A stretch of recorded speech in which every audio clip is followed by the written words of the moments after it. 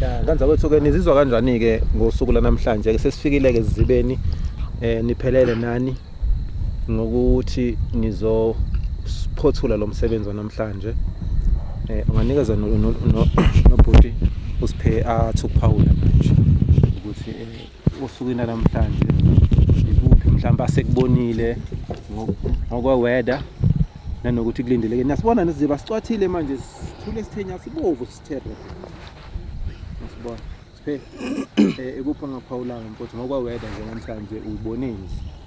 Hayi ngibone likhulu ke namhlanje ngoba nabantu bala emcijeni basikhuzile bathi njoba kunetha nje kanje makunetha ke kanje inako ukuphuma njoba nibona nje size namathende la senzela yona imvula uthi nathi sikwazi ukukhosela malinetha izulu ngoba libuye line nezaqhotho khona la inkinga ke iqala la inkinga njoba silana ke eduze nje sizobona zona lezo nkinga mayiqala iphuma sihlangana nayo kuyoba yithi nathi nayo ngqo ngithi ngqo ngiyathemba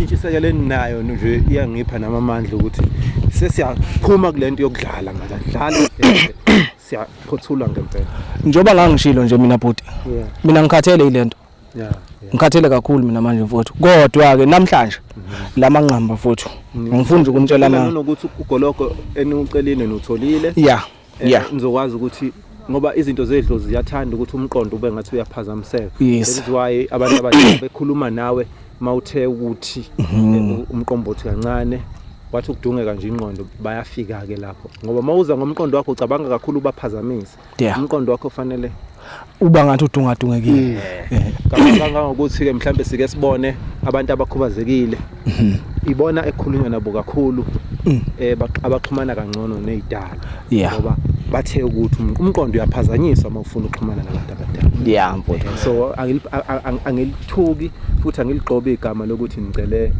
isipakpaku umqondo omuhle kakhulu ungalali nje nisoba naye inyoka mayifika ifike ukuthi nje ngoba nani nilindele umqondo wenu uphazamisa mntaka mama ngicela nje ukuphula ulimi kancane ngiyaxolisa lapha ekutheni ngena sizolala bengeke silale singasitholanga isipakpak bhuti hayi bengeke silale uzolala mfowethu lutho hayi bengeke silale hayi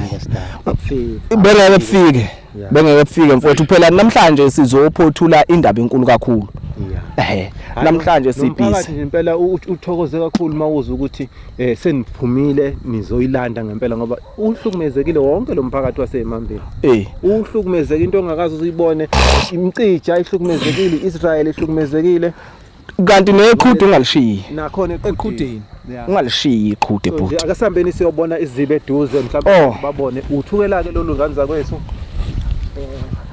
efekzili alihleki ke lolu akusilo lolu lasenkandla lolu ngahleki ke lolu ngeke ufica abantu ukushela ukutarakantala bayazi namanje njobuza nje kunokuyivoso kodwa kuphela so nje indawo nje engafuni ukuqamba ngibona nje ungasondeli kakhulu kwamanje bafowethu ukushutha nje isikhombisa bafowethu likhuphuka njalo liyele phezulu njalo kodwa ke lapho ekuthiwa ngathi zenzeka khona kakhulu ulapha entabeni intaba lesatshwayo nathi kahle intaba ke phela lana akusi Great Town le bhuti kusi Great Town le Great Town bathi ke nabaphuza uthukela kanti baphuza umhosha uyothukela lapha ziyakhala la bhuti ake sambeni lana kudlalwa la lana masikhuluma ngothukela suke sikhuluma ngalento abase Bergville ke bayayazi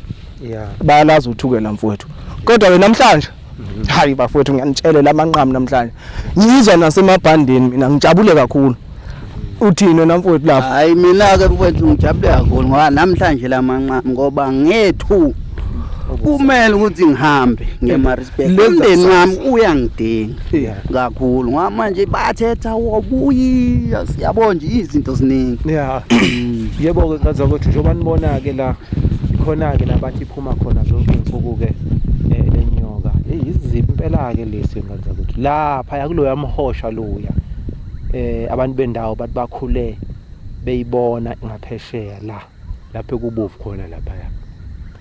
So kusho ukuthi indlu nje ikhona la kule ntaba le. Umama ongumakhelwane ufakazile ke naye ukuthi wazi ukuthi ibhilidi lingaphansi kwale ntaba, ibhilidi elumuzi ke wale nyoka enkulu kangaka enethushe ekhanda. Asazi bafethu nakusela khwalala kodwa ke amadodana sithe silalele ebuqamama sokwazi ukuthi mhlambe siqaphe nje nokunye nokuthi ima ukuthi sifuna ukubuza kuqala njengaphambilini ithiza sibesiza. Yeah. Hlangane nayo. Ngiyamthemba. Ubhuti. Yeah. Bengisacela nje ukuthi ke nake ngiqale ngikhunge kuqala. Oh. Ngoba nali ngiphethe nali ilandi ibhuti nali liyakweba manje. Kusho ukuthi ke nasesisondele kakhulu. Oh. So ake ngiqale nje ke ngikhunge kuqala mfowethu. Ngicela ucela ukuthi uzoyilanda noma ucelani ngaleli. Cha wemfowethu ngicela ukuthi ke namhlanje sicela ukuthi mayiphuma ingalwi nathi. Kodwa isivumele senze sikwenzayo. Okuyini? Okuwukuthi sizoyithatha. Oh, ngiyabonga mfowethu. Awucele mfowethu, awucele. Uyikhulumise ngane yethu.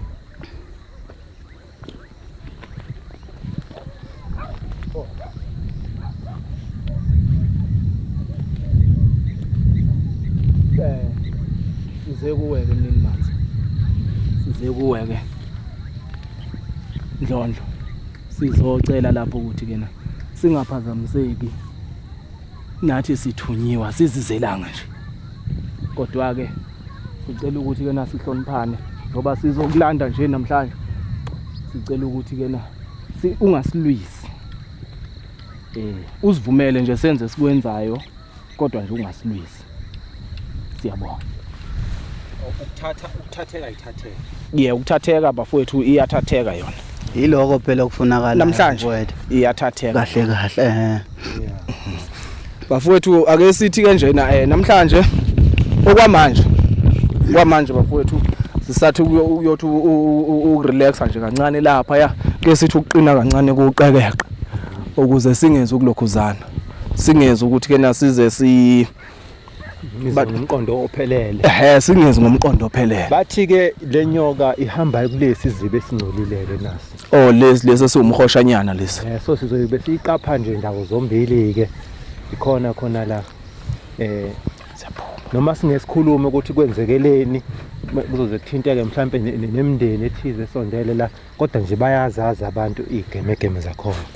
Asithanda ukukhuluma izinto ezofika kabe ebantwini kodwa nje la akusanganwa njengoba senizwa kwenzeka bafethu. Angazi ukuthi yini le phaxa zamanzi noma mhlambe uyazivumela yini umnini manzi. Kodwa ngizwa nje ukukhala amanzi nawazwile ungazwile mfowethu.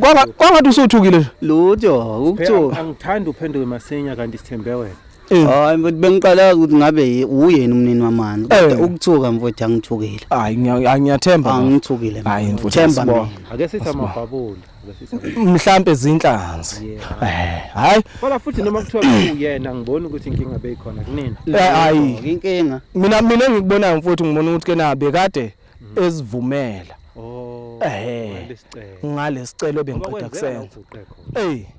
Imvelo. Umvelo webhuti izokudida.